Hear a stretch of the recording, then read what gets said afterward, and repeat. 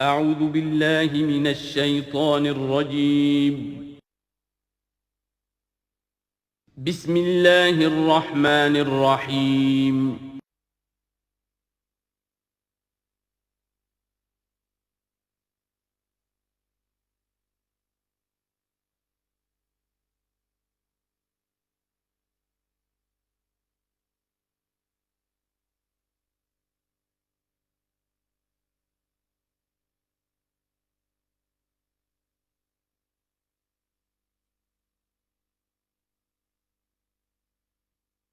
اعوذ باللہ من الشیطان الرجیم بسم اللہ الرحمن الرحیم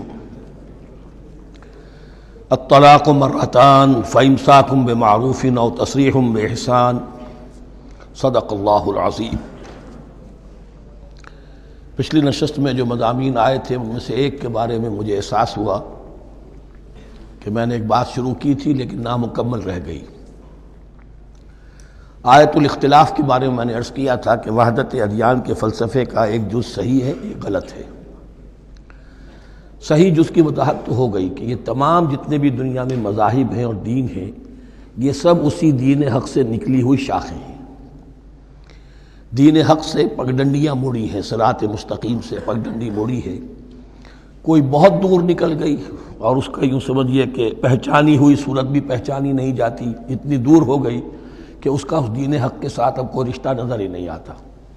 کچھ اتنے دور نہیں ہوئے، قدرے قریب رہے، لیکن سب کی بنیاد ایک ہے۔ ظاہر بات ہے کہ حضرت آدم کی نسل سے بات شروع ہوئی ہے، حضرت آدم کی اولاد ایک ہی امت تھی، یہ تفرقے جو بھی ہوئے بعد میں ہوئے ہیں۔ تو وحدت ادیان اس اعتبار سے صحیح ہے کہ دنیا میں تمام ادیان، تمام نظام، تمام مذاہب جو ہیں وہ در حقیقت ایک ہی دین حق کی بگڑی ہوئی شکلیں ہیں، بدلی ہوئی شکلیں ہیں، لیکن اسی سے نکلی ہوئی شاخیں ہیں جنہوں نے شکلیں اپنی بدل لی ہیں۔ غلط حصہ یہ کہ اب جو یہ سب کچھ موجود ہے ان کو ایک کہنا یہ جہالت ہے۔ اب ان کو ظاہر بات ہے کہ ان کی شکلیں اتنی ہو چکی ہیں مختلف ایک دوسرے سے، اور اتنی ان میں تحریفات ہو چکی ہیں، اتنا تغیر و تبدل ہو چکا ہے کہ اب ان کو ایک کہنا موجودہ شکل میں یہ در حقیقت فتنہ ہے اور جہالت ہے۔ دوسری بات جو آخری مضمون آیا تھا 28ویں رکوع میں، دیکھیے اس کی ایک تمہید ہے، وہ سمجھ لیجئے۔ انسانی تمدن کا اہم ترین اور بنیادی ترین مسئلہ کیا ہے تمدن کا؟ ایک ہے انسانی زندگی کا مسئلہ۔ انسانی زندگی کا سب سے پہلا مسئلہ وہی ہے کہ جو حیوانی زندگی کا بھی ہے، اپنی مادی ضروریات، پیٹ کھانے کو مانگتا ہے، سب سے پہلے یہی ہے، اس میں کوئی شک نہیں۔ لیکن اس کے بعد جب دو انسان ملتے ہیں اور اس سے تمدن شروع ہوتا ہے، اس کا سب سے بڑا مسئلہ ہے انسان کی شہوت۔ اللہ نے دو جنسیں بنا دی ہیں، مرد ہیں، عورت ہیں، اور ان دونوں کے درمیان تعلق سے نسل آگے چلتی ہے۔ اب اس معاملے کو کیسے ہارنس کیا جائے، کیسے منظم کیا جائے، یہ جذبہ بہت پوٹنٹ ہے۔ جو فرائڈ نے کہا ہے، بس وہ یوں سمجھیے کہ ذرا زیادہ مرچ مسالہ لگا دیا، ورنہ اس میں کوئی شک نہیں کہ یہ بہت ہی پوٹنٹ جذبہ ہے انسان کا۔ انسٹنکٹ جو ہے، سیکس کا انسٹنکٹ، وہ بہت مضبوط ہے، بہت قوی ہے۔ لیکن جو شے جتنی قوی ہو اتنا ہی اسے پھر، جو گھوڑا جتنا منہ زور ہو اتنا ہی اس کو لگام دینا جو ہے وہ آسان نہیں ہوتا، اس کے لیے پھر مشقت کرنی پڑتی ہے۔ تو اب اگر تو اس سیکس کو اوپن کر دیا جاتا، کھلا سیکس، فری سیکس، آج کل یہ لفظ استعمال ہوتا ہے، فری سیکس، کیوس ہوتا، تمدن میں فساد ہو جاتا۔ اس کے لیے شادی کا معاملہ کہ ایک عورت کا ایک مرد کے ساتھ رشتہ رہے، سب کو معلوم ہو کہ یہ اس کی بیوی ہے، یہ اس کا شوہر ہے، تاکہ اس طریقے سے نسب کا معاملہ بھی چلے اور ایک خاندانی ادارہ وجود میں آئے۔ ورنہ تو خاندانی ادارہ بس کیسے وجود میں آئے گا؟ فری سیکس میں تو خاندانی ادارہ وجود میں آ ہی نہیں سکتا۔ تو شادی کا، نکاح کا یہ رشتہ جو ہے یہ اللہ تعالیٰ نے اختیار کیا اور یہ انسانوں کو سکھایا۔ اب اس میں مرد اور عورت کیا بالکل برابر ہیں؟ اس سے بڑی حماقت کوئی نہیں، اس لیے کہ کسی بھی ادارے کے دو برابر کے سربراہ نہیں ہو سکتے۔ اتنی موٹی بات ہے کہ اگر آپ کسی ایک محکمے کے دو ڈائریکٹر بنا دیں، بات غلط ہو جائے گی، خراب ہو جائے گی۔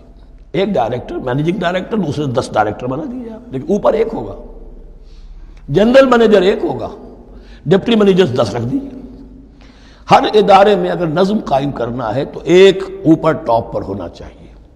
لہذا جب ایک مرد اور ایک عورت، مرد اور عورت انسان ہونے کے ناطے بالکل برابر ہیں، ایک ہی باپ کے نطفے سے بیٹا بھی ہے بیٹی بھی ہے، ایک ہی ماں کے رحم میں بھائی نے بھی پرورش پائی ہے اور بہن نے بھی، اس اعتبار سے وہ برابر ہیں، شرف انسانیت میں، نوع انسانی کی حیثیت سے، human dignity and honour they share both equally, absolutely equally. لیکن جب ایک مرد اور ایک عورت مل کر خاندان کے بنیاد رکھتے ہیں تو اب یہ برابر نہیں رہے۔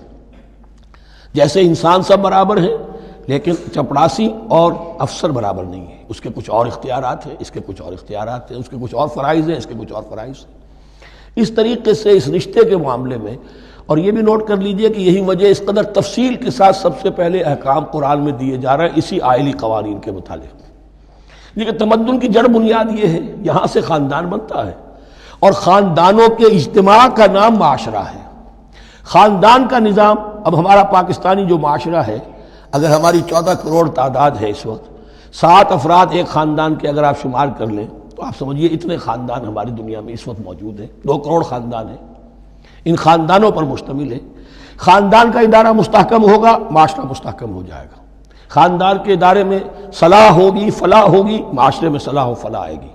وہاں فتور ہوگا، فساد ہوگا، بے چینی ہوگی، ظلم ہوگا، ناانصافی ہوگی، وہاں کنفلکٹس ہوں گے، میاں اور بیوی میں جو ہے جھگڑے ہو رہے ہوں گے تو اولاد کی تو جو ہے پھر وہاں تربیت صحیح نہیں ہو سکتی، ان کی تربیت میں منفی چیزیں شامل ہو جائیں گی۔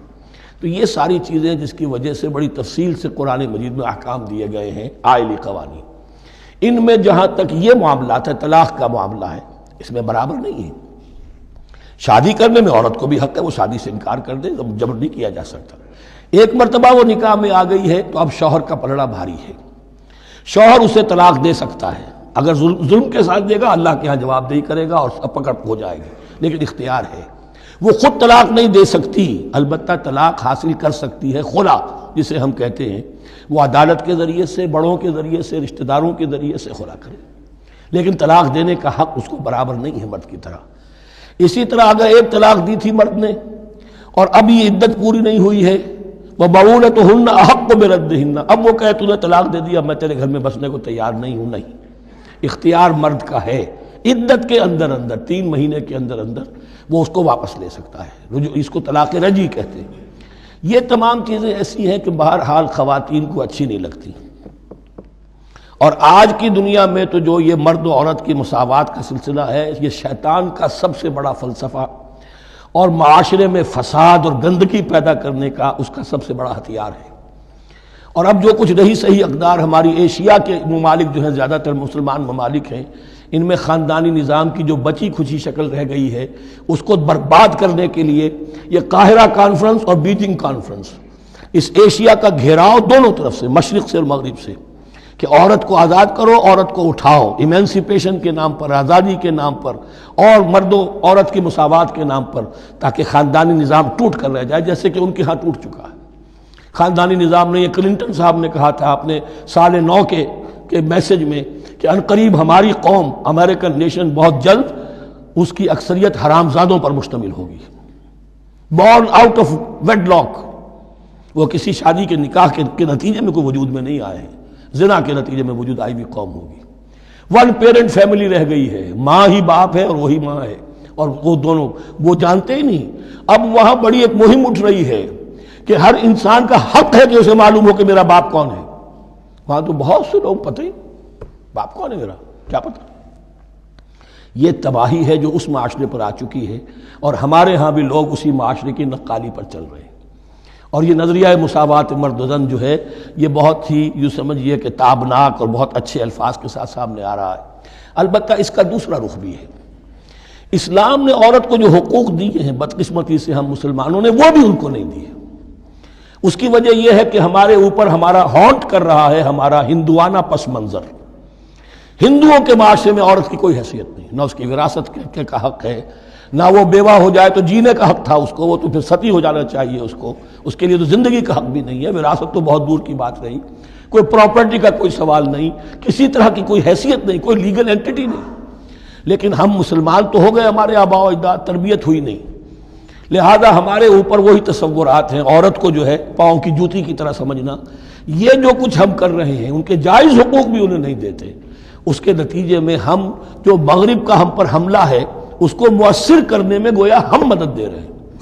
اگر ہم اپنی خواتین کو وہ حقوق نہیں دیں گے، اگر ان کے لیے جو اللہ نے جو مقرر کیا ہے وہ انہیں نہیں دیا جائے گا، تو ظاہر بات ہے کہ رد عمل میں پھر جو یہ نعرے ہیں اور بڑے خوشنما جو دعوت اٹھتی ہے وہ لازماً انہیں کھینچ کر لے جائے گی۔ تو اس طرف بھی خیال رکھیے، اور ہمارے ہاں دیندار گھرانوں میں خاص طور پر یہ بات ہوتی ہے، اس کو سمجھنا چاہیے کہ عورتوں کے کیا حقوق ہیں، ان کی دلجوئی کتنی کرنی چاہیے۔ حضور نے کیا فرمایا ہے؟ تم میں سے بہترین لوگ وہ ہیں جو اپنے گھر والوں کے لیے اچھے ہوں۔ بہترین لوگ وہ ہیں ان کے حقوق کا لحاظ ہو، ان کے ساتھ سلوک ہو، ان کی دلجوئی ہو، ان کے احساسات کا بھی پاس کیا جائے۔ البتہ جہاں شریعت کا اور دین کا معاملہ آ جائے، نتھنگ ڈوئنگ، سیدھی سیدھی بات، یہ تلوار کی طرح آپ ننگے ہو جائیں اس وقت کہ یہ معاملہ دین کا ہے، اس میں میں تمہاری کوئی رعایت نہیں کر سکتا۔ ہاں میرے معاملات کے اندر جو بھی تم چاہو میں نرمی کروں گا، یہ ہو سکتا ہے۔ بس اس کو ذہن میں رکھیے، یہ کڑوی گولی ہے۔ وَلَهُنَّ مِثْلُ الَّذِي عَلَيْهِنَّ بِالْمَعْرُوفِ وَلِلرِّجَالِ عَلَيْهِنَّ دَرَجَةٌ۔ اب درمیان کے الفاظ کو تو جدید جو ہمارے ہیں دانشور وہ لے لیتے ہیں، اوپر کا نہیں دیکھتے کہ بَعُولَتُهُنَّ أَحَقُّ بِرَدِّهِنَّ، برابری کہاں رہی؟ شادی کرتے ہوئے برابری ہے، عورت کہہ سکتی میں شادی نہیں کرتی، شادی نہیں ہوگی، اس وقت برابری ہے، دونوں کی رضامندی سے شادی ہوگی، یہ برابری ہے۔ لیکن جب ایک مرتبہ بیوی بن گئی اب برابر نہیں ہے۔ اب یہ فلسفہ جا کر پوری طرح بیان ہوگا سورہ نساء میں، اور رجال قوامون علی النساء، یہ بات پھر وہاں آئے گی۔ اس کی تمہید ہے یہ کہ یہ کڑوی گولی ذرا خواتین کے حلق سے اترنی شروع ہو جائے۔ وَبَعُولَتُهُنَّ أَحَقُّ بِرَدِّهِنَّ، اور اسی طریقے سے وَلِلرِّجَالِ عَلَيْهِنَّ دَرَجَةٌ۔ البتہ اللہ نے جو ذمہ داریاں عورت کے حوالے کی ہیں، جس طرح کے اس کے فرائض ہیں ویسے ہی اس کے حقوق بھی ہیں۔ یہ ہے جو بات کہی جا رہی، لَهُنَّ مِثْلُ الَّذِي عَلَيْهِنَّ بِالْمَعْرُوفِ۔ اور یہ دنیا کا وہ اصول ہے کہ responsibilities and privileges they go together۔ کہیں آپ کا اگر ذمہ داری زیادہ تو حقوق اور اختیارات بھی زیادہ ہوں گے۔ ذمہ داری بہت ڈال دی، حقوق و اختیارات اتنے ہیں نہیں، آپ ذمہ داری ادا نہیں کر سکتے۔ جہاں ذمہ داری کم ہوگی وہاں حقوق و اختیارات بھی کم ہوں گے۔ یہ دونوں چیزیں پروپورشنیٹ چلتی ہیں۔ اب چلیے آگے، مجھے اندیشہ ہے کہ میں نے خاصا وقت اس میں لگا دیا۔ الطلاق مرتان، طلاق دو مرتبہ ہے، یعنی ایک شوہر کو دو مرتبہ طلاق دے کر اور رجوع کر لینے کا حق ہے۔ ایک دفعہ طلاق دی اور عدت کے اندر رجوع کر لیا، ٹھیک ہے، پھر طلاق دی اور عدت کے اندر رجوع کر لیا، ٹھیک ہے، تیسری مرتبہ طلاق دی، اب رجوع نہیں کر سکتا۔ الطلاق مرتان، دو مرتبہ ہو سکتا ہے۔ فَإِمْسَاكٌ بِمَعْرُوفٍ أَوْ تَسْرِيحٌ بِإِحْسَانٍ، اب اس کے بعد فیصلہ کرو، یا تو روکو اس کو اپنے گھر میں تو وہ بھی نیکی کے ساتھ، بھلائی کے ساتھ، تنگ کرنے کے لیے نہیں، پریشان کرنے کے لیے نہیں، اور تسریح بِإِحْسَان، یا رخصت کر دینا ہے اچھے بھلے طریقے سے، بھلے مانسوں کی طرح خوبصورتی کے ساتھ۔ روکو تو بھلائی کے لیے، اور اگر رخصت کرنا ہے تو خوبصورت انداز میں۔ وَلَا يَحِلُّ لَكُمْ أَن تَأْخُذُوا مِمَّا آتَيْتُمُوهُنَّ شَيْئًا، اور تمہارے لیے ہرگز جائز نہیں ہے کہ جو کچھ تم نے انہیں دیا تھا اس میں سے کچھ بھی واپس لو۔ جو بھی تم نے انہیں مہر دیا تھا اس میں سے کچھ واپس نہیں لے سکتے جب تم طلاق دے رہے ہو۔ ہاں اگر عورت طلاق مانگے تو اسے اپنے مہر میں سے کچھ چھوڑنا پڑے گا، یہ دوسری بات ہے، لیکن جب بر طلاق دے رہا ہے تو پھر وہ نہیں روک اس کو اس میں سے جو بھی کچھ دیا ہو۔ یہاں تک کہ آیا ہے کہ اگرچہ تم نے ان کو احداہن قنطارا، سونے کے ڈھیر دیے ہوں، ان میں سے بھی کچھ نہیں لے سکتے واپس۔ وَلَا يَحِلُّ لَكُمْ أَن تَأْخُذُوا مِمَّا آتَيْتُمُوهُنَّ شَيْئًا إِلَّا أَن يَخَافَا لَا يُقِيمَا حُدُودَ اللَّهِ، البتہ اگر وہ دونوں یہ سمجھیں کہ ہم حدود اللہ کو قائم نہیں رکھ سکیں گے۔ مراد کیا ہے کہ فیملی لائف کے ضمن میں جو اللہ نے احکام دیے ہیں، جو آداب ہیں، جو ان کے مقاصد ہیں، وہ ہمارے مابین اتنی موافقت مزاجی نہیں ہے کہ ہم ساتھ چل سکیں۔ ایک عورت اگر یہ محسوس کرتی ہے فَإِنْ خِفْتُمْ أَلَّا يُقِيمَا حُدُودَ اللَّهِ فَلَا جُنَاحَ عَلَيْهِمَا فِي مَا افْتَدَتْ بِهِ، پھر اگر اس کا یہ خیال ہے کہ یہ نہیں رکھ سکیں گے تو پھر کوئی حرج نہیں ہے ان دونوں پر کہ جو کچھ دے دلا کر عورت فدیے میں اپنے آپ کو چھڑا لے، یعنی کہہ کہ ٹھیک ہے تم نے مجھے 10 لاکھ مہر دیا تھا، میں 5 لاکھ تمہیں واپس کرتی ہوں، یا تم نے 10 لاکھ کا میرا مہر رکھا تھا، میں خلا مانگ رہی ہوں، میں صرف 5 لاکھ کا تم سے تقاضا کرتی ہوں، اسے اپنے مہر میں سے کچھ چھوڑنا ہوگا، یہ فدیہ ہے۔ تلک حدود اللہ فلا تعتدوها، یہ اللہ کے حدود ہیں، ان سے تجاوز مت کرو۔ دیکھیے روزے وغیرہ کے ضمن میں فلا تقربوها، اور یہاں فلا تعتدوها، اس لیے کہ یہاں بڑے دھڑلے سے آدمی جو ہے وہ ان حدود کو پامال کر جاتے ہیں، قانون یہی رہ جاتا ہے، روح اس کی ختم ہو جاتی ہے۔ وَمَن يَتَعَدَّ حُدُودَ اللَّهِ فَأُولَٰئِكَ هُمُ الظَّالِمُونَ، اور جو اللہ کے حدود سے تجاوز کرتے ہیں وہی ظالم لوگ ہیں۔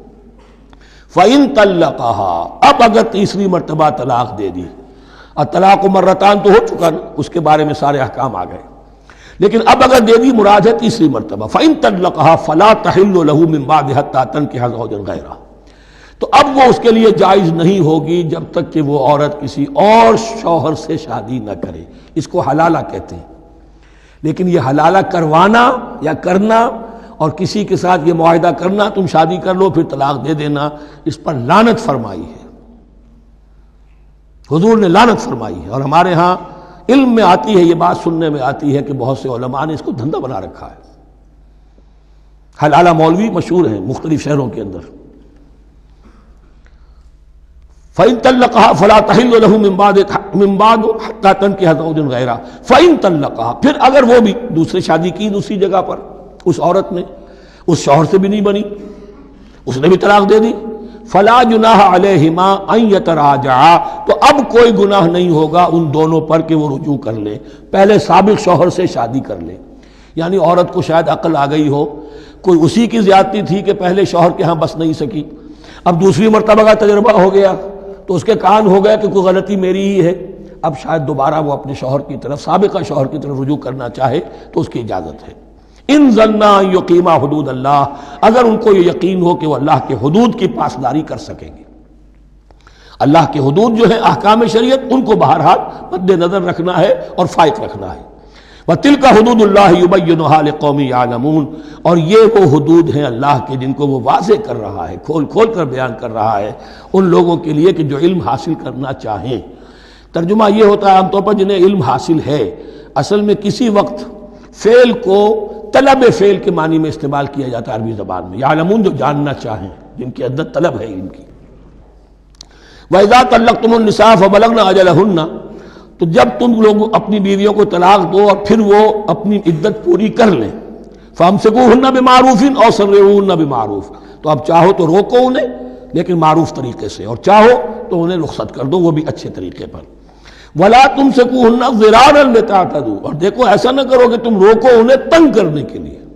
اچھا ذرا اس کی میں اور خبر لوں گا رجوع کر کے، ذرا اگر تو طلاق ہو گئی تو آزاد ہو جائے گی، غصہ اتنا چڑھا ہوا ہے کہ ابھی وہ غصہ ٹھنڈا نہیں ہوا ہے، رجوع کر رہا ہے اس لیے کہ اسے اور پریشان کروں، اسے اور تکلیفیں پہنچاؤں۔ تو اب یہ کیا ہوا، قانون تو اجازت دے رہا ہے لیکن تم نے قانون کا مذاق اڑایا، تم نے اللہ کی دی ہوئی اس اجازت کا ناجائز استعمال کیا۔ ہاں اگر بسانے کا واقعی ارادہ ہو گیا ہے تو ضرور تم رجوع کر لو، رجوع کا حق تمہیں ہے، لیکن اگر یہ نہیں ہے، پریشان کرنا ہے، فلا تمسکوہن ولا تمسکوہن ضرارا لتعتدوا، ضدم ضدہ ان پر زیادتی کرنے کے لیے، ستانے کے لیے۔ ومن یفعل ذلک فقد ظلم نفسہ، اور جو کوئی بھی یہ کام کرے گا اس نے اپنی جان پر ظلم ڈھایا۔ ولا تتخذوا آیات اللہ ہزوا، اور دیکھو اللہ کی آیات کو مذاق اور کھیل نہ بنا لو، ٹھٹھا نہ بنا لو۔ یہ اچھی طرح جان لیجئے، law is law and there can be law which has no flaw. flawless law is impossible. اس لیے تقوی، اللہ کا خوف ہر جگہ پر بار بار، ورنہ تم اللہ کی شریعت کا تماشا بنا دو گے، ٹھٹھا بنا دو گے۔ وَلَا تَتَّخِذُوا آیَاتِ اللَّهِ هُزُوًا وَاذْكُرُوا نِعْمَتَ اللَّهِ عَلَيْكُمْ، اور یاد کرو، ذکر کرو، شعور کرو اللہ کے انعامات کا جو تم پر ہوئے ہیں۔ وَمَا أَنزَلَ عَلَيْكُم مِّنَ الْكِتَابِ وَالْحِكْمَةِ، اور جو اس نے نازل فرما دی ہے تم پر اپنی کتاب، اپنی شریعت اور حکمت، یعظکم بہ، اس کے ذریعے سے تمہیں نصیحت کر رہا ہے، سیدھا راستہ بتا رہا ہے۔ واتقوا اللہ، اللہ کا تقوی اختیار کرو۔ واعلموا ان اللہ بکل شیء علیم، اور جان لو کہ اللہ تعالیٰ کو ہر چیز کا حقیقی علم حاصل ہے۔ وَإِذَا طَلَّقْتُمُ النِّسَاءَ فَبَلَغْنَ أَجَلَهُنَّ فَلَا تَعْضُلُوهُنَّ أَن يَنكِحْنَ أَزْوَاجَهُنَّ إِذَا تَرَاضَوْا بَيْنَهُم بِالْمَعْرُوفِ، اور جب تم عورتوں کو، اپنی عورتوں کو طلاق دے دو پھر وہ اپنی عدت پوری کر لیں، تو مت آڑے آؤ اس میں کہ وہ عورتیں پھر نکاح کر لیں اپنے سابق ازواج سے، اذا تراضوا بینہم بالمعروف، جبکہ وہ آپس میں رضامند ہو جائیں بھلے طریقے پر۔ یعنی اگر طلاق مغلظ نہیں ہے، دیکھیے ایک طلاق ہوتی ہے بائن، پہلی طلاق، دوسری طلاق، یہ جب تک عدت ختم نہیں ہوئی طلاق رجعی کہلاتی ہے، اس کے دوران شوہر کو رجوع کرنے کا حق ہے۔ عدت پوری ہو گئی، اب یہ بائن ہو گئی، اب شوہر اور بیوی کا جو رشتہ ہے ٹوٹ گیا۔ اب اگر نکاح ہوگا تو دوبارہ ہوگا، اس میں عورت کی مرضی کو دخل ہے، عدت کے اندر عورت کی مرضی کو دخل نہیں ہے، لیکن عدت کے بعد اب عورت کو اختیار ہے، اب تو نکاح ثانی ہوگا سوائے طلاق مغلظ کے۔ تیسری طلاق اگر ہو گئی ہے تو پھر جب تک اس کا نکاح کسی اور سے نہ ہو جائے وہ بھی طلاق دے دے تو ان کے درمیان نکاح نہیں ہو سکتا۔ گویا کہ یہ دو طلاقوں کے بعد اگر پھر یہ لوگ جب کہ طلاق بائن ہو چکی ہو، وہی عورت وہی مرد پھر نکاح کرنا چاہیں تو اب تم آڑے مت آؤ۔ ہوتا کیا ہے، عورت کے بھائی ہیں، اب انہیں غصہ چڑھا ہوا، اس بدماش نے یہ کچھ کیا تھا، اس نے تمہیں ایسے ایسے ستایا تھا، اس نے یہ کیا تھا، اب تمہیں ہم شادی نہیں کرنے دیں گے اس کے ساتھ۔ نہیں، یہ کام تمہارا نہیں ہے۔ اگر وہ اذا تراضوا بینہم، اگر وہ باہم راضی ہو جائیں تو تم اب ان کے آڑے مت آؤ بالمعروف۔ ذالک یوعظ بہ من کان منکم یؤمن باللہ والیوم الآخر، یہ وہ چیزیں ہیں جن کی نصیحت کی جا رہی ہے تم میں سے ان کو جو واقعتاً ایمان رکھتے ہو اللہ پر اور یوم آخر پر۔ ان کے اندر ایمان ہی نہیں ہے، ان کے لیے یہ سارا جو ہے بھینس کے آگے بین بجائے جاؤ کیا حاصل ہے، وہ تو پھر اس کو کوئی فائدہ نہیں پہنچے گا۔ ذالک یوعظ بہ من کان منکم یؤمن باللہ والیوم الآخر ذالکم ازکی لکم واطہر، یہ طریقے جو ہیں تمہارے لیے زیادہ پاک ہیں، زیادہ عمدہ ہیں۔ واللہ یعلم وانتم لا تعلمون، اللہ جانتا ہے تم نہیں جانتے۔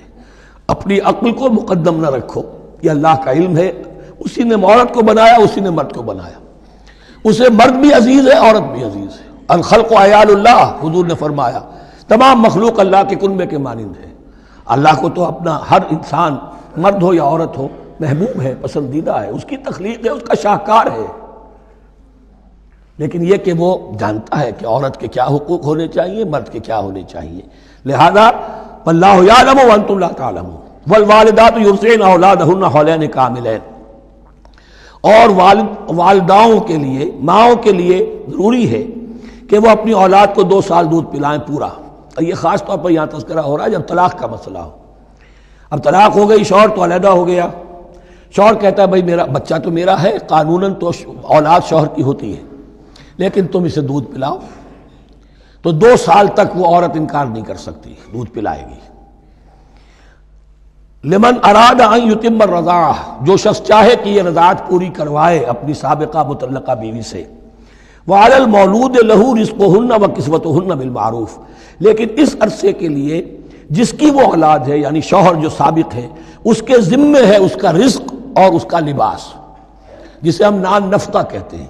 2 سال اگر اس نے دودھ پلانا ہے اس ماں نے، مطلقہ ماں نے اپنے طلاق دینے والے شوہر کے بیٹے کو یا بیٹی کو، تو اب اس عرصے کے دوران اس کا نان نفقہ اس کے ذمے ہے، باپ کے ذمے ہے، بالمعروف، بھلے طریقے سے۔ یعنی یہ کہ ایسا نہ ہو کہ ہے تو کروڑ پتی لیکن اب وہ اس کو بیوی کو مطلقہ کو وہ دینا چاہے نان نفقہ اپنی خادماؤں کی طرح کا، نہیں، وہ ہونا چاہیے معروف طریقے پر۔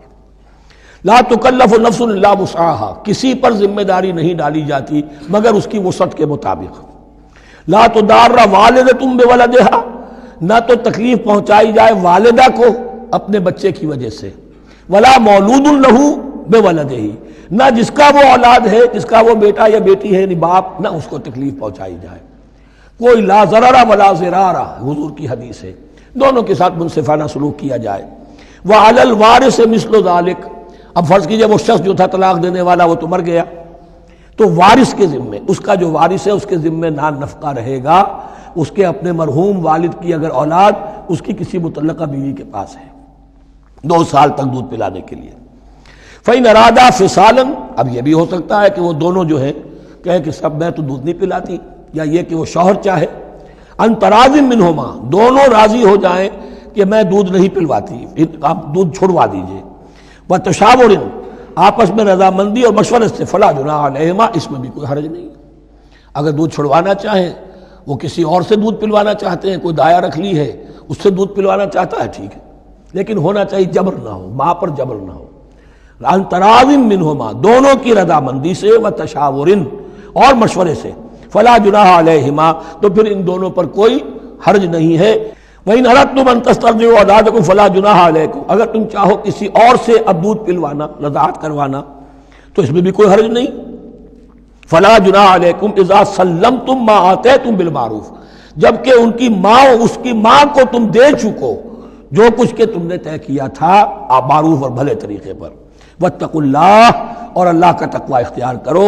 واعلموا ان اللہ بما تعملون بصیر، اور جان لو کہ جو کچھ تم کر رہے ہو اللہ اسے دیکھ رہا ہے. والذین یتوفون منکم ویذرون ازواجا، اور وہ کہ جو تم میں سے وفات پا جائیں اور وہ چھوڑ جائیں بیویاں. یتربصن بانفسہن، اب یہ عدت جو تھی ایک تھی طلاق کی عدت، وہ 3 ماہواریاں آ جانا، 3 مہینے اندازاً، اور ایک ہے جو فوت ہو گیا. اور بیوہ کی عدت کیا ہے؟ والذین یتوفون، جو تم میں سے وفات دے دیے جائیں، منکم تم میں سے، ویذرون ازواجا، پیچھے بیویاں چھوڑ گئے ہوں. یتربصن بانفسہن 4 اشہر و عشرہ، وہ روکے رکھیں اپنے نفسوں کو 4 مہینے اور 10 دن. 4 مہینے 10 دن تک ایک جو بیوہ عورت ہے وہ کوئی اور نکاح نہیں کر سکتی. 4 مہینے 10 دن. فَإِذَا بَلَغْنَ أَجَلَهُنَّ، اور جب وہ اپنی اس مدت تک پہنچ جائیں، یعنی پوری ہو گئی مدت عدت کی، فَلَا جُنَاحَ عَلَيْكُمْ فِي مَا فَعَلْنَ فِي أَنفُسِهِنَّ، تو تم پر کوئی گناہ نہیں ہے اس معاملے میں جو وہ اپنے بارے میں کرے. اب وہ آزاد ہے، نکاح کر سکتی ہے. اب تم روکنا چاہو ہماری ناک کٹ جائے گی، یہ بیوہ بیٹھ نہیں سکی، اس سے رہا نہیں گیا، نہیں، غلط بات، تمہارا کوئی اختیار نہیں. لا جناح علیکم فیما فعلن فی انفسہن بالمعروف، کرے نیک طریقے سے، بھلے طریقے سے، شریعت کے مطابق، قواعد شریعت کے مطابق، تو تمہارا اختیار نہیں ہے کہ روکو. واللہ بما تعملون خبیر، اور جو کچھ تم کر رہے ہو اللہ اس سے باخبر ہے. ولا جناح علیکم فیما عرضتم بہ من خطبۃ النساء واکننتم فی انفسکم، اب یہ انہی بیواؤں کا ذکر ہو رہا ہے. تم پر کوئی حرج نہیں ہے کہ جو تم اشارے میں کوئی بات اور پیغام دینا چاہو کسی بیوہ کو، اشارے کنائے میں، لیکن یہ کہ اس میں عدت کے دوران نکاح تو نہیں ہو سکتا. اشارے کنائے میں یہ کچھ بات کہی جا سکتی ہے کہ مجھے دلچسپی ہے، شاید میں کوئی بھی طریقہ اختیار کیا جائے. او اکننتم فی انفسکم، یا اپنے دلوں میں چھپائے رکھو، تو اللہ کو کوئی اعتراض نہیں. اس میں یہ کہ ظاہر بات ہے کہ ایک آدمی علم اللہ انکم ستذکرونہن، اللہ کے علم میں ہے تمہیں ان کا خیال تو آئے گا ہی. آخر یہ عورت تھی، بیوہ ہو گئی ہے، اب میں اس سے شادی کر سکتا ہوں، آپ کو رغبت ہے اس کی طرف نکاح کی، تو اب کوئی آدمی سوچے میرے دل میں خیال آ رہا ہے بیوہ کے بارے میں، میں تو گناہ گار ہو گیا، میرا دل گناہ گار ہو گیا، نہیں، یہ قانون فطرت ہے. علم اللہ انکم ستذکرونہن، اللہ کے علم میں ہے ان کا خیال تو تمہیں آئے گا ہی. ولکن لا تواعدوہن سرا، لیکن ایسا نہ کرو کہ ان سے معاہدہ کر لو خفیہ، طے ہو جائے، بات پکی ہو جائے. سرا الا ان تقولوا قولا معروفا، سوائے اس کے کہ کوئی معروف بات کہہ دی جائے جس سے انہیں اشارہ مل جائے، بس.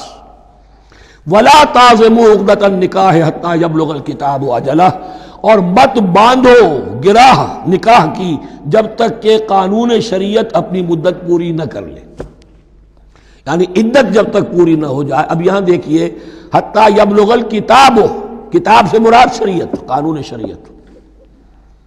کتاب سے مراد یہاں کیا ہے کہ جو بھی قانون آ چکا ہے کتاب کے اندر، 4 مہینے 10 دن کے بعد نکاح اس سے پہلے نہیں ہوگا. وَاعْلَمُوا أَنَّ اللَّهَ يَعْلَمُ مَا فِي أَنفُسِكُمْ فَاحْذَرُوهُ، اور جان لو کہ اللہ خوب جانتا ہے جو تمہارے دلوں میں ہے، پس اس سے ڈرو، اس کی پکڑ سے بچو.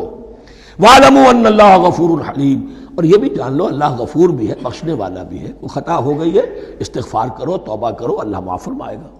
اور حلیم ہے، وہ فوراً نہیں پکڑتا بلکہ ڈھیل دیتا ہے، مہلت دیتا ہے، اگر چاہو تو تم توبہ کر لو. لا جناح علیکم ان طلقتم النساء ما لم تمسوهن او تفرضوا لهن فریضہ، تم پر کوئی گناہ نہیں ہے کہ تم ایسی بیویوں کو طلاق دے دو کہ جن کو نہ تو تم نے اب تک چھوا ہو اور نہ ان کے لیے مہر مقرر کیا ہو. یہ ہو جاتا تھا نکاح جو ہے بچپن میں بھی کر دیے جاتے تھے، لیکن ابھی کوئی نوبت نہیں آئی ہے، نکاح تو ہو گیا لیکن نہ کوئی مہر مقرر ہوا ہے، نہ کوئی ان کی ملاقات ہوئی ہے. تو اگر ایسا کرو گے تو تم طلاق دے سکتے ہو. وَمَتِّعُوهُنَّ، لیکن شرافت کا تقاضا یہ ہے کہ جو لڑکی تم سے منسوب رہی ہے، اب اگر وہ رشتہ توڑ رہے ہو تو اسے کچھ دے دلا کر، اسے کچھ نہ کچھ متاع، کچھ سامان دنیاوی دے کر.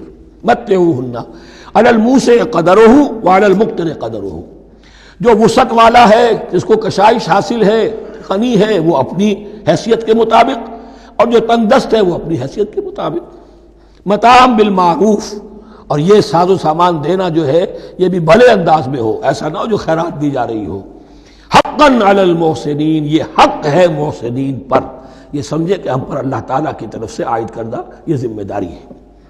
وَإِن طَلَّقْتُمُوهُنَّ مِن قَبْلِ أَن تَمَسُّوهُنَّ وَقَدْ فَرَضْتُمْ لَهُنَّ فَرِيضَةً، اور اگر دوسری شکل یہ ہے کہ تم نے طلاق دی ایسی بیوی کو کہ جس کو تم نے چھوا تو نہیں ہے لیکن مہر مقرر ہو چکا تھا، فَنِصْفُ مَا فَرَضْتُمْ، تو اب آدھا مہر جو ہے جو تم نے فرض کیا تھا، جو طے کیا تھا، اس کا آدھا تو تمہیں دینا ہی دینا ہے۔ الا یعفون، الا یہ کہ وہ معاف کر دیں، ہمیں آدھا بھی نہیں چاہیے، یا چلیے ہمیں چوتھائی دے دیجئے، او یعفو الذی بیدہ عقدۃ النکاح، یا وہ اس کے اندر جو ہے سخاوت سے کام لے کہ جس کے ہاتھ میں نکاح کی گرہ ہے، گرہ تو مرد کے ہاتھ میں ہے، وہ کھول سکتا ہے، عورت طلاق دے نہیں سکتی، لہذا کیوں نہ ایسا کرو کہ تم پورا ہی مہر دے دو۔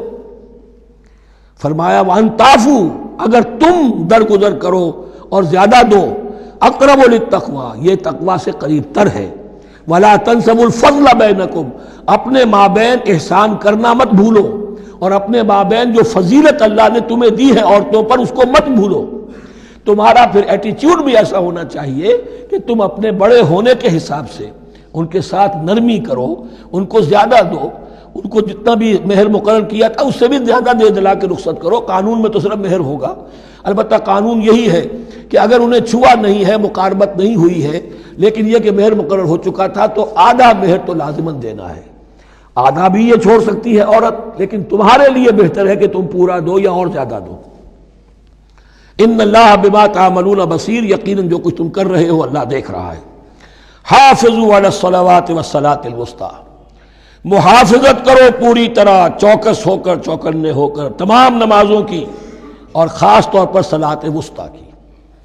یعنی بار بار جو آ رہا ہے جان لو اللہ جانتا ہے، جان لو اللہ دیکھ رہا ہے، جو کچھ تم کر رہے ہو اللہ کی نگاہ میں ہے، جو کچھ تم کر رہے ہو اللہ باخبر ہے، یہ سارا کچھ جو ہے یہ اللہ کی یاد ذہن میں برقرار رکھنے کے لیے تمہیں نماز دی گئی ہے۔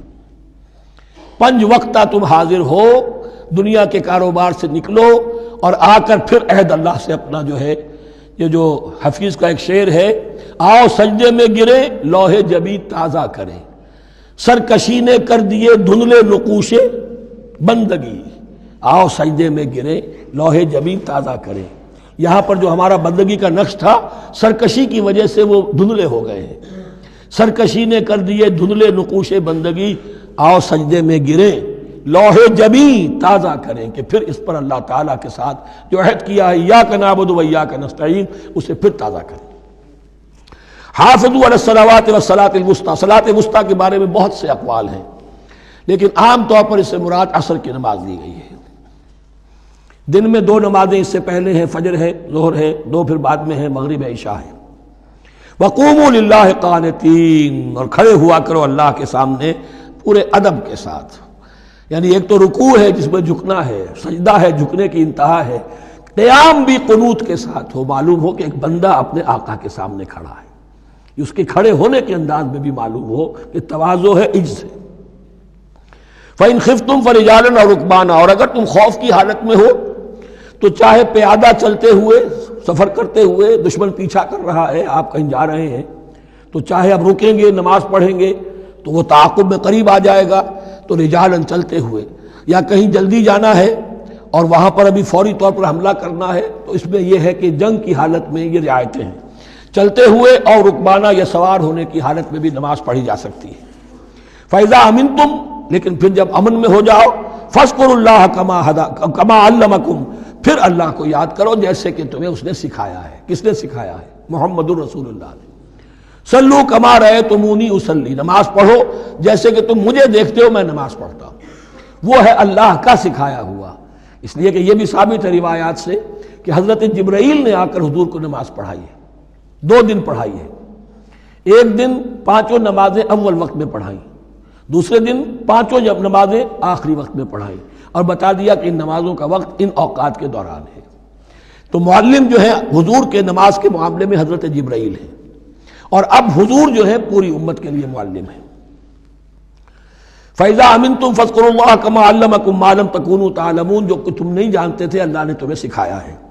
وَالَّذِينَ يُتَوَفَّوْنَ مِنْكُمْ وَيَذَرُونَ أَزْوَاجًا، اور پھر دوبارہ لوٹ کر معاملہ آ رہا ہے بیواؤں کا، اور جو لوگ تم میں سے وفات دے دیے جائیں اور وہ چھوڑ جائیں پیچھے بیویاں، وصیۃ لازواجہم متاعا الی الحول غیر اخراج، تو ان کی بیویوں کے لیے وصیت لازماً، اپنی بیویوں کے لیے وصیت لازماً کریں 1 سال تک کے لیے نان نفقے کی، اور بغیر اس کے کہ انہیں گھروں سے نکالا جائے۔ اب یوں سمجھیے اس کو، ایک شخص فوت ہوا، 4 بیویاں ہیں، ایک کے ہاں اولاد تھی، بیٹا تو اسی کا ہے، باقی 3 تو اس کی جو ہیں سوتیلی مائیں ہیں۔ ایک ماں کو تو وہ اپنی ماں سمجھ کر اس کی خدمت کرے گا، باقی 3 کو لائبلٹی سمجھے گا۔ تو فرمایا ایسا نہ ہو کہ فوراً نکال دو کہ جاؤ اپنا راستہ لو، جس سے تمہاری شادی تھی وہ گیا۔ 1 سال کے لیے انہیں گھر سے نہ نکالا جائے اور ان کا نان نفقہ دیا جائے۔ لیکن یہ بھی اصل میں تھا وصیت کا، جب یہ جو قانون آئے گا وراثت کا تو اس سے پہلے کے لیے، جیسے کہ والدین کے لیے کہا گیا تھا وصیت کرو، ایسے بیویوں کے لیے بھی کرو۔ جب ان کا حق آ گیا، اس لیے کہ شوہر مر گیا ہے تو بیوی کا حق ہے اس کی وراثت میں، بیوی مر گئی ہے شوہر کا حق ہے اس کی وراثت میں، تو وہ تو وراثت کے اندر حق معین ہو گیا، تو اب یہ وصیت کی ضرورت نہیں۔ اور اسی طرح 1 سال کا نفقہ نہیں ہے، اب نفقہ جو ہے وہ صرف عدت کے دوران کا ہے، جو ہم اس سے پہلے پڑھ چکے ہیں۔ فَإِنْ خَرَجْنَ فَلَا جُنَاحَ عَلَيْكُمْ فِي مَا فَعَلْنَ فِي أَنفُسِهِنَّ، لیکن اگر وہ خود نکل جائے، ظاہر بات ہے کہ عدت ہوتی 4 مہینے 10 دن، اب تم سال بھر روکو گے تو نہیں ان کو، اگر وہ شادی کر کے کہیں اور جا کے بسنا چاہے تو تم پر کوئی الزام نہیں آئے گا، جو کچھ وہ کرتی ہیں اپنی جانوں کے بارے میں معروف ہو، بھلے طریقے پر، معروف طریقے پر۔ واللہ عزیز الحکیم، اور یقیناً اللہ تعالیٰ زبردست ہے، حکمت والا۔ وللمطلقات متاع بالمعروف، اسی طرح مطلقات کے لیے بھی ساز و سامان زندگی کی ضروریات ہے معروف طریقے پر، حقا علی المتقین، لیکن یہ ہے عدت کے وقت تک کے لیے۔ اسی معاملے میں شاہ بانو کیس میں ایک جو فیصلہ دیا تھا یہ کلکتہ ہائی کورٹ نے، اس پر پھر ہندوستان میں ایجیٹیشن ہوا۔ اس نے یہ فیصلہ دیا تھا کہ کوئی مسلمان اپنی بیوی کو طلاق دے دے تو اب وہ بیوی اگر تو دوسری شادی کر لے تب تو بات دوسری ہے، ورنہ جب تک زندہ رہے گی اس طلاق دینے والے پر اس کا نان نفقہ جو ہے رہے گا پوری زندگی تک۔ اس پر مسلمانوں نے کہا، بھارت کے مسلمانوں نے، یہ ہماری شریعت میں دخل اندازی ہے، شریعت نے صرف عدت تک کا حق رکھا ہے مطلقہ کے لیے، تم ساری زندگی کہاں سے لا رہے ہو؟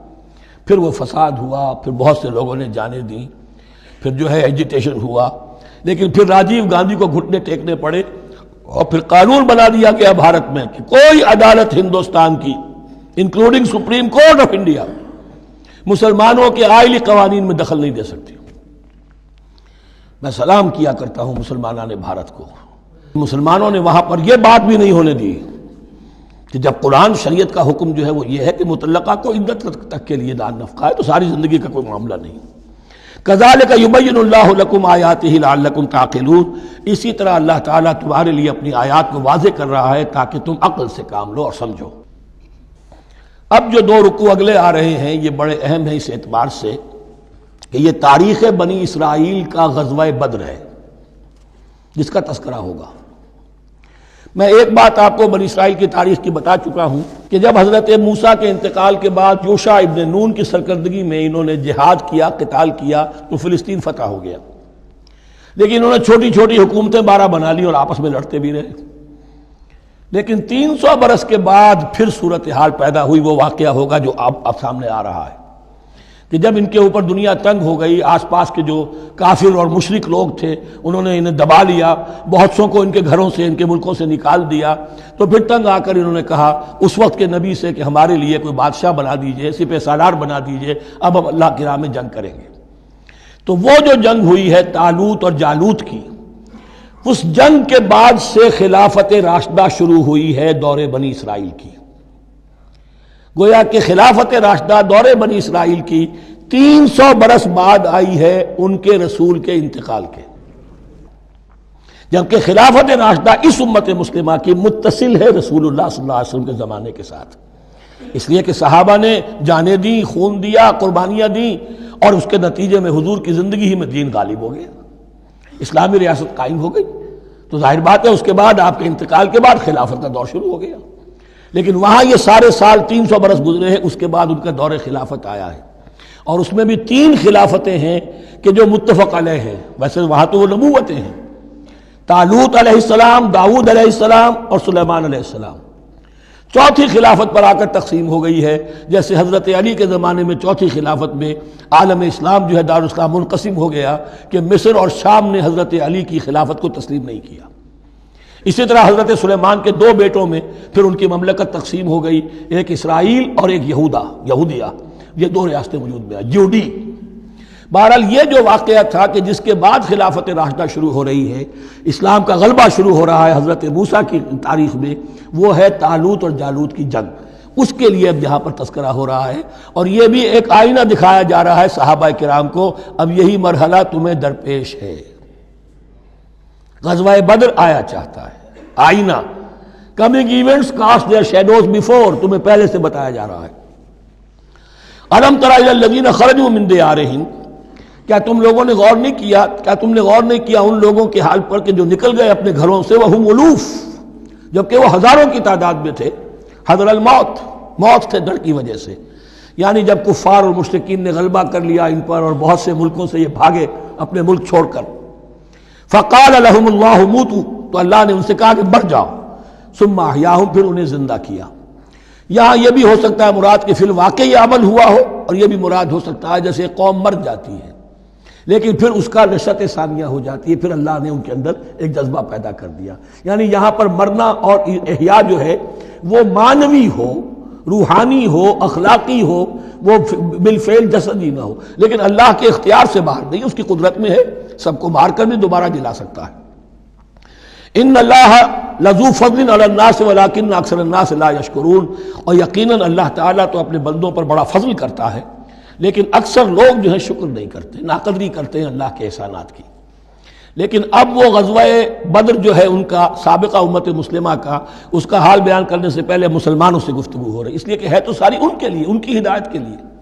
تاریخ بیان کرنا قرآن کا مقصد نہیں ہے، تاریخ کی کتاب نہیں ہے یہ، تو جو پروسیس آف ریولوشن چل رہا تھا، جو جد و جہد تھی، جو تحریک تھی محمد رسول اللہ کی، جس مرحلے میں سے وہ تحریک گزر رہی ہے، اسی مرحلے کی مناسبت سے سابقہ تاریخ سے بھی واقعات لائے جا رہے ہیں، اور اسی کی مناسبت سے وہ جو بھی وقتی احکام ہیں وہ دیے جا رہے ہیں۔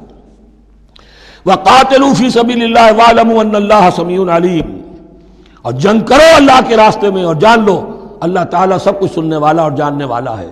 مَنْ ذَا الَّذِي يُقْرِضُ اللَّهَ قَرْضًا حَسَنًا فَيُضَاعِفَهُ لَهُ أَضْعَافًا كَثِيرًا، کون ہے وہ شخص کہ جو اللہ کو قرض حسنہ دے؟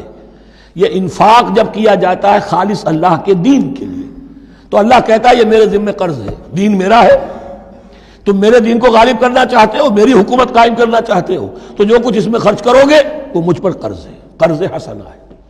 من ذا الذی یقرض اللہ قرضا حسنا فیضاعفہ لہ، تو اللہ اس کو اس کے لیے بڑھاتا رہے، دگنا کرتا رہے، اضعافا کثیرا، دگنا چوگنا، بہت گنا۔ واللہ یقبض ویبسط، اور اللہ کے اختیار میں کسی چیز کو چھوٹا کر دینا، سکیر دینا، اور کھول دینا اور کشائش کر دینا۔ وَإِلَيْهِ تُرْجَعُونَ، اور اسی کی طرف تمہیں لوٹا دیا جائے گا۔ یہاں دیکھیے یہ دونوں چیزیں، جہاد بالنفس اس کی آخری شکل قتال، اور جہاد بالمال اس کے لیے پہلے لفظ آ رہا تھا انفاق، اب قرض حسنہ، اللہ کو قرض حسنہ۔ أَلَمْ تَرَ إِلَى الْمَلَإِ مِن بَنِي إِسْرَائِيلَ مِن بَعْدِ مُوسَىٰ، کیا تم نے غور نہیں کیا موسیٰ کے بعد بنی اسرائیل کے سرداروں پر، ملا من بعد موسیٰ، اذ قالوا لنبی لہم، جبکہ انہوں نے اپنے نبی سے کہا، یہ تو میں آپ کو حدیث سنا چکا ہوں، کوئی وقت ایسا نہیں گزرا حضرت موسیٰ کے بعد کہ نبی کوئی نہ کوئی موجود نہ رہا ہو، حضرت عیسیٰ تک۔ اس زمانے کے جو نبی تھے ان سے انہوں نے کہا لَهُمْ مُبَعْثْ لَنَا مَلِكًا نُقَاتِلْ فِي سَبِيلِ اللَّهِ، اب ہمارے لیے کوئی بادشاہ مقرر کر دیجئے تاکہ ہم اللہ کی راہ میں قتال کریں، جنگ کریں۔ یہاں بادشاہ سے مراد ہے جو سپہ سالار ہو، نبی ہے تو ظاہر بات ہے کہ نبی کا رتبہ تو بلند رہے گا، لیکن نبی کے تابع ہو کر کوئی شخص کہ جو جنگ کی سپہ سالاری کر سکے اس کو نامزد کر دیجئے۔ قال هل عصیتم ان کتب علیکم القتال الا تقاتلوا، جو نبی تھے یہ سموئیل نبی تھے، سموئیل، یہ آپ اولڈ ٹیسٹمنٹ میں پڑھیں گے سموئیل نبی۔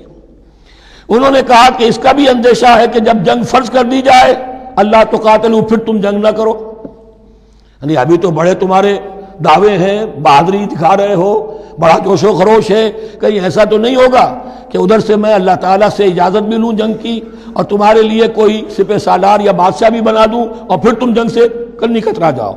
قالوا وما لنا الا نقاتل فی سبیل اللہ، ان کا کیا کیسے ممکن ہے کہ ہم اللہ کی راہ میں قتال نہ کریں؟ وقد اخرجنا من دیارنا وابنائنا، جبکہ ہمیں نکال دیا گیا ہے ہمارے گھروں سے اور ملکوں سے اور اپنے بیٹوں سے، یعنی ان کی اولاد کو تو انہوں نے غلام بنا لیا، ان کی عورتوں کو بانیاں بنایا، اب یہ تو نکلے ہوئے ہیں اپنے ملکوں سے خوف سے بھاگے ہوئے۔ فلما كتب عليهم القتال، تو جب ان پر وہ جنگ فرض کر دی گئی، تولوا الا قليلا منهم، تو پیٹھ پھیر گئے سب کے سب سوائے کچھ لوگوں کے۔ یہ گویا کہ تنبیہ کی جا رہی ہے، مسلمانوں تم بھی بہت کہتے رہے ہو کہ حضور ہمیں جنگ کی اجازت ملنی چاہیے، ہم کب تک یہ ظلم سہیں گے؟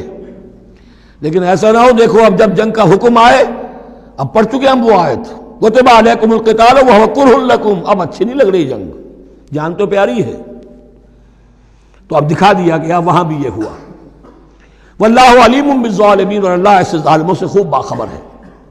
وقال لهم نبیہم، اور ان سے کہا ان کے نبی نے، ان اللہ قد بعث لکم طالوت ملکا، تمہارے لیے اللہ تعالیٰ نے طالوت کو بادشاہ مقرر کیا ہے۔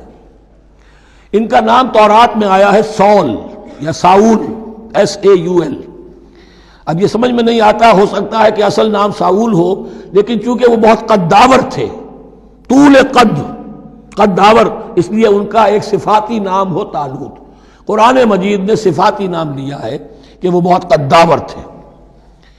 قالوا انا یکون له الملک علینا، اب انہوں نے کہا کیسے ہو سکتا ہے کہ اسے بادشاہت ملے ہمارے اوپر، ونحن احق بالملک منہ، ہمیں زیادہ حق حاصل ہے اس کے مقابلے میں کہ ہمیں بادشاہی دی جائے۔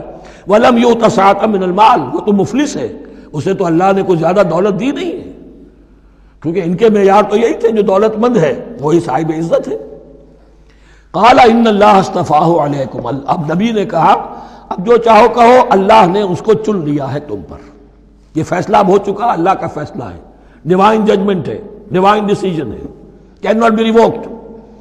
وزادہ بسطۃ فی العلم والجسم، اور اسے کشادگی عطا کی ہے علم اور جسم دونوں چیزوں میں، قداور ہے، طاقتور ہے، اور اسی طریقے سے علم اور فہم دیا ہے۔ تم دولت دیکھتے ہو، اللہ نے چنا ہے ان دو چیزوں کی بنا پر، جسمانی طاقت، جسمانی قوت، اس دور میں ظاہر بات ہے اس کی بہت ضرورت تھی، اور دوسرے یہ کہ اسے علم دیا ہے، فہم دیا ہے، سمجھ دی ہے، دانش دی ہے۔ واللہ یؤتی ملکہ من یشاء، اور اللہ تعالیٰ جس کو چاہتا ہے اپنی بادشاہت دے دیتا ہے۔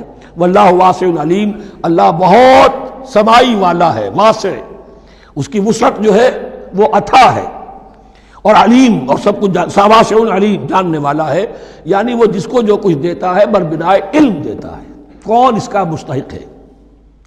وقال لهم نبيهم ان آیۃ ملکہ ان یاتیکم التابوت فیہ سکینۃ من ربکم وبقیۃ مما ترک آل موسیٰ وآل ہارون تحملہ الملائکہ، اور ان سے کہا ان کے نبی نے کہ طالوت کی بادشاہت کی ایک نشانی یہ ہوگی کہ وہ صندوق جو تمہارے سے جاتا رہا چھن چکا ہے، جس میں سکینہ ہے، تمہارے لیے تسکین کا سامان ہے تمہارے رب کی طرف سے، اور بقیت مما ترک آل موسیٰ و آل ہارون، اور کچھ تبرکات ہیں جو آل موسیٰ اور آل ہارون کے اس صندوق میں رکھے ہوئے ہیں، تحملہ الملائکہ، وہ ملائکہ کی تحویل میں ہے۔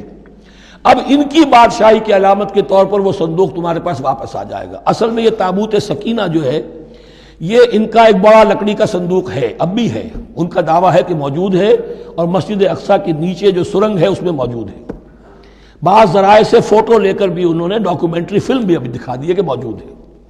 نبوکدنضر نے جب گرایا تھا 586 قبل مسیح میں، جو حضرت سلیمان کا بنایا ہوا ہیکل تھا، اس کے تہخانے میں وہ رہتا تھا، اور وہیں پر جو ربائی تھے وہاں موجود تھے، ربانیین، تو جب گرایا گیا ہے اس کو ہیکل کو تو اسی میں وہ دب گئے ہیں، لیکن وہ چاروں طرف سے جو بھی تہخانہ تھا بند ہو گیا ہوگا، اور وہاں پر ان کی لاشیں بھی ہیں اور تابوت سکینہ بھی ہے۔ لیکن ہوا یہ تھا کہ جب ان کے پڑوسی ملکوں نے انہیں شکستیں دی تو وہ تابوت سکینہ بھی چھین کر لے گئے۔ اب اس میں گویا کہ ان کے لیے بہت بڑی بات تھی کہ ان کے لیے کم سے کم ایک دل کی روحانی تسکین کا سامان تھا۔ ہمارے پاس حضرت موسیٰ کے تبرکات ہیں، عصائے موسیٰ اس میں ہے، رکھا ہوا ہے، اب بھی ہے۔ اسی طریقے سے اس میں وہ جو جن تختیوں پر تورات لکھی ہوئی دی گئی تھی حضرت موسیٰ کو، وہ موجود ہے، ان کے کہنے کے مطابق اب بھی ہے۔ تو اس طریقے سے ان کے لیے تسکین ہوتی تھی، جیسے کہ مسلمان کو خانہ کعبہ کو دیکھ کر تسکین ہوتی ہے، تو فرمایا اس میں تمہارے لیے سکینت بھی ہے اور تمہارے آل موسیٰ اور آل ہارون کے تبرکات بھی ہیں۔ تحملہ الملائکہ، اس وقت وہ ملائکہ کی تحویل میں ہوا یہ کہ جہاں وہ تابوت لے گئے ان کے دشمن، وہاں پلیگ آ گئی۔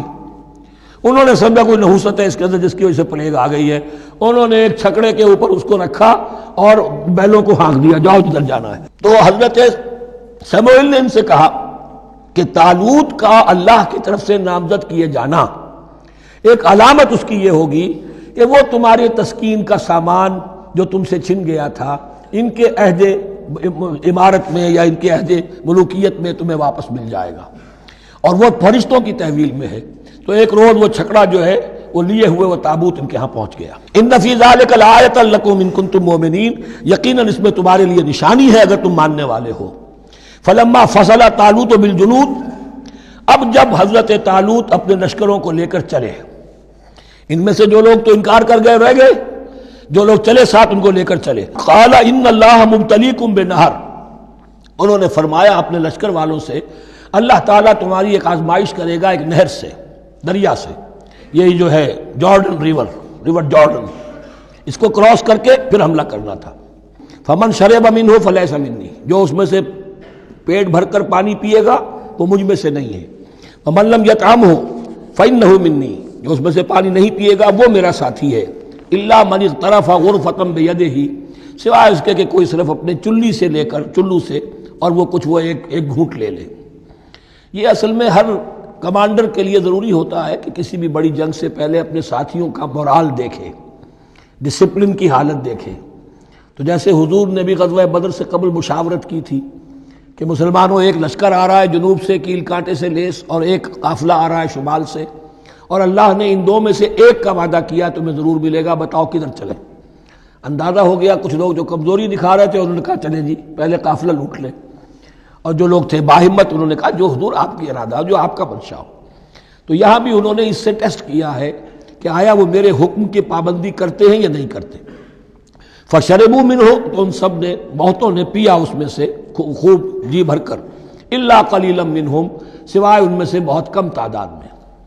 فلما جاوزہ ہو والذین آمنوا معہ، تو جب گزرے اس دریا کے پار اترے وہ اور وہ لوگ جو ان کے ساتھ ساتھیہ اہل ایمان رہ گئے تھے، یعنی پہلی سکریننگ پہلے ہو چکی تھی جو قتال ہی کے منکر ہو گئے تھے، اور اس کے بعد دوسری ہو گئی ہے کہ جو اس چھلنی میں سے نہیں نکل سکے، وہ پانی پی کر بے سدھ ہو گئے۔ یہ ایسا ہی ہے جیسے غزوہ احد میں حضور صلی اللہ علیہ وسلم کے ساتھ 1000 آدمی مدینے سے نکلے تھے اور پھر عین وقت پر 300 آدمی ساتھ چھوڑ کر چلے گئے۔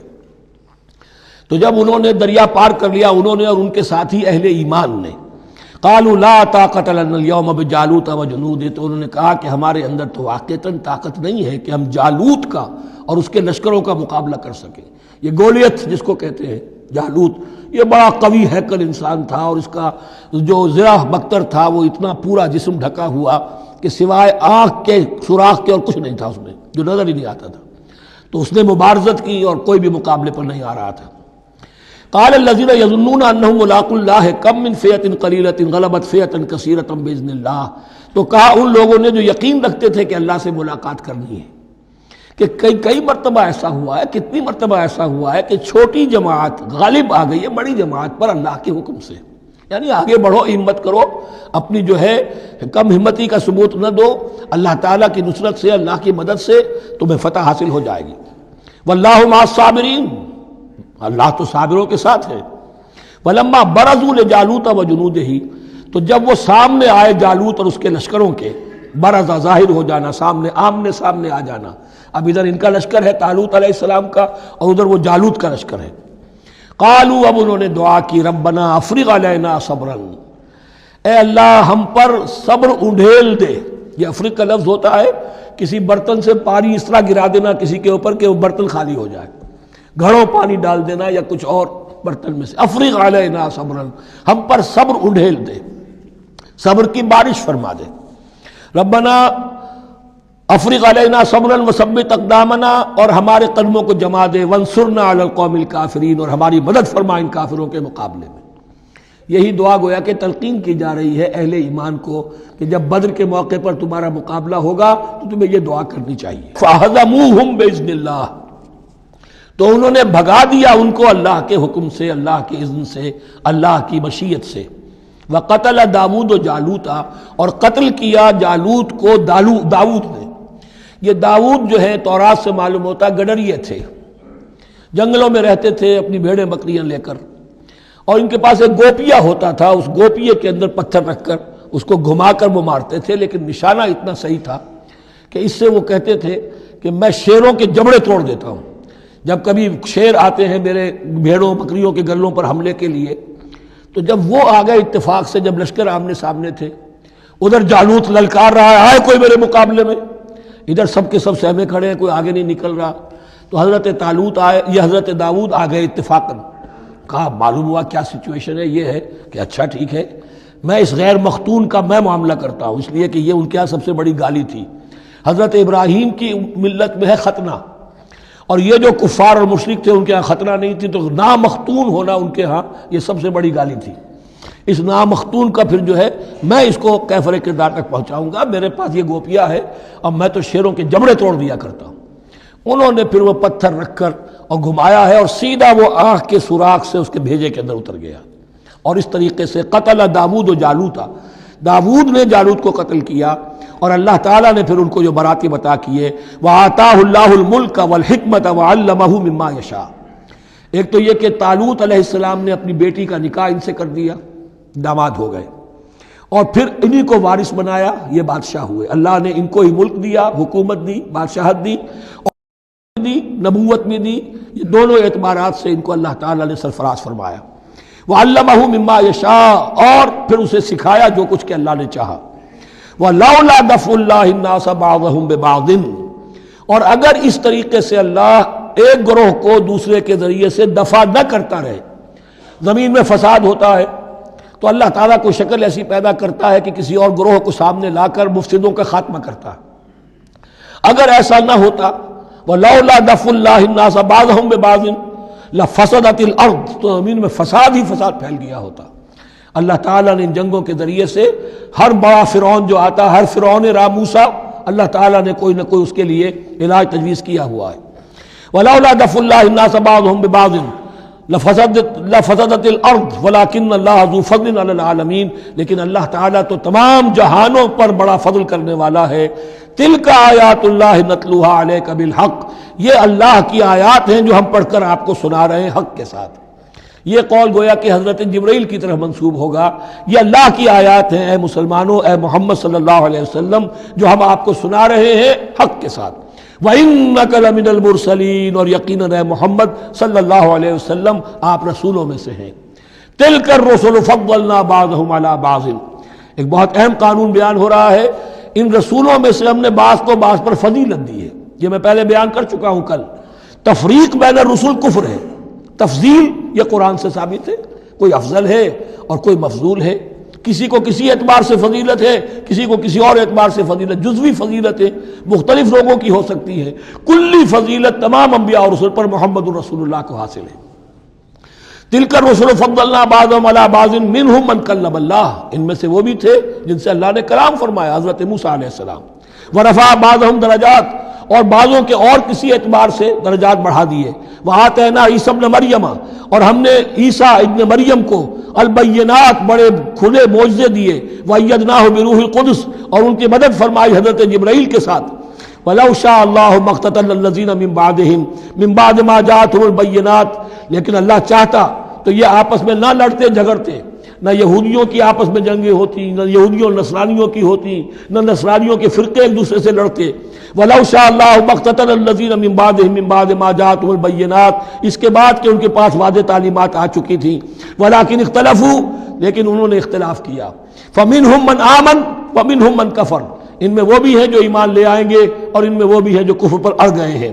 وَلَوْ شَاءَ اللَّهُ مَا اقْتَتَلُوا، اگر اللہ چاہتا ان پر لازم کر دیتا، یعنی جبراً تکوینی طور پر، تو اختلاف نہ کرتے، جھگڑتے نہ. وَلَٰكِنَّ اللَّهَ يَفْعَلُ مَا يُرِيدُ، لیکن اللہ تو کرتا ہے جو چاہتا ہے. اللہ نے جو دنیا کو اس حکمت پر بنایا ہے کہ یہ دنیا کی زندگی آزمائش ہے، آزمائش کے لیے آزادی دی ہے، تو جو شخص غلط راستے پر جانا چاہے اسے آزادی ہے، جو صحیح راستے پر آنا چاہے اسے آزادی ہے۔ بارک اللہ لی و لکم فی القرآن العظیم ونفعنی وإیاکم بالآیات والذکر الحکیم۔